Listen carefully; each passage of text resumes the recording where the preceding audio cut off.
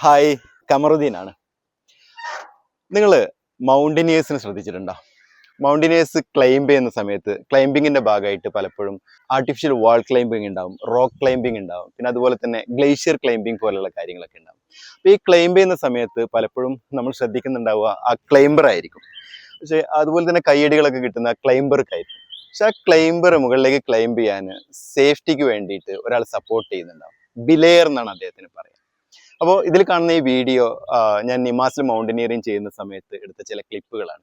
അപ്പോൾ ആ വാൾസിന്റെ, ആ ഗ്ലേഷ്യറിന്റെ അതുപോലെ വാളിന്റെ ഒക്കെ ഹൈറ്റ് മനസ്സിലാക്കണമെന്നുണ്ടെങ്കിൽ ഇതിലെ ആളുകളുടെ സൈസും അതിന്റെ ഹൈറ്റും കൂടെ കമ്പയർ ചെയ്ത് അത്രയും ഹൈറ്റിൽ കയറുന്ന സമയത്ത് അത്ര ധൈര്യത്തോട് കൂടിയിട്ട് മുകളിലേക്ക് കയറുന്നത് ആ ബിലെയറിന്റെ സപ്പോർട്ടോട് കൂടിയിട്ടാണ്.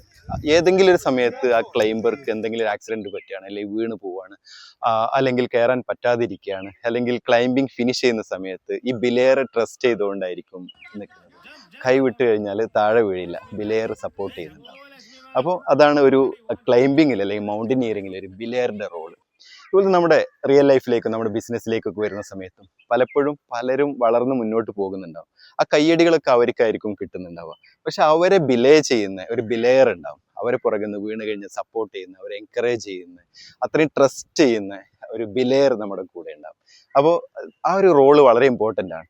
പലപ്പോഴും ലീഡർഷിപ്പിൽ നിൽക്കുന്ന സമയത്ത് ലീഡേഴ്സ് മാത്രമായിരിക്കും പലപ്പോഴും കയ്യടികൾ വാങ്ങിക്കുന്നത്. നമ്മളും കൂടെ ബിലെയർ ആവുക, മറ്റുള്ളവർക്ക് കയ്യടികൾ കിട്ടാനുള്ള അവസരങ്ങൾ ഉണ്ടായി കൊടുക്കുക, സപ്പോർട്ട് ചെയ്യുക, ട്രസ്റ്റ് വർത്തിയായിട്ട് സപ്പോർട്ട് ചെയ്യുക.